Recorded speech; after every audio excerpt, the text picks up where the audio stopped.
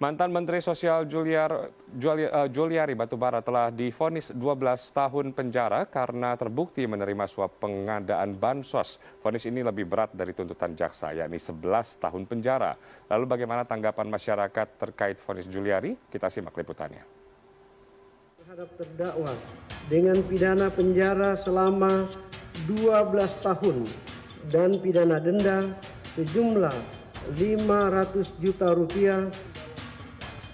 Sempat meminta dibebaskan dalam pledoinya, mantan Menteri Sosial Juliari Peter Batubara akhirnya divonis 12 tahun penjara dan denda 500 juta rupiah, subsidi 6 bulan penjara dalam kasus korupsi pengadaan bantuan sosial COVID-19.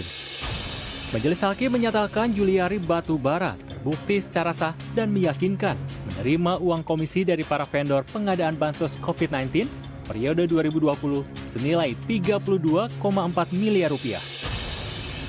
Meski vonis ini lebih berat dari tuntutan jaksa, yakni 11 tahun penjara, tak sedikit yang menganggap vonis ini terlalu ringan. Terlebih gembar-gembor vonis berat bahkan vonis mati terhadap yang melakukan korupsi bansos sempat mencuat. Indonesia Corruption Watch (ICW) bahkan menyebut Juliari seharusnya dipenjara seumur hidup. Masyarakat juga punya pendapat yang beragam terkait vonis 12 tahun penjara terhadap Juliari. Sebagian ada yang mengatakan 12 tahun penjara sudah cukup untuk Juliari. Namun ada juga yang mengatakan vonis seharusnya lebih berat, terlebih menyangkut bantuan sosial untuk rakyat miskin. Menurut saya sih tidak pantas mendapatkan masa hukuman 12 tahun. Kalau ekstrimnya saya, menurut saya pantasnya sih setimpal dengan apa yang rakyat terima gitu, ya hukuman mati gitu. Kurang sih. Kurang? Iya. Kenapa?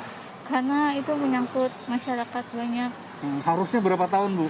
Harusnya mah seumur hidup aja. Seumur hidup? Menurut saya sih itu masih kurang ya, karena kalau kita melihat dampak dari bansos itu sendiri kan sangat besar sekali ya bagi masyarakat yang terdampak dengan pandemi COVID ini, di mana mereka tidak bisa mencari mata pencarian, hilang mata pencarian. Harusnya berapa tahun?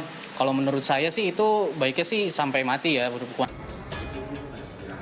Terlepas dari polemik vonis Juliari, apakah sudah cukup atau terlalu ringan? Kita sepakat, korupsi di saat rakyat sulit karena pandemi hanyalah dilakukan orang yang tak punya nurani. Tim Liputan CNN Indonesia.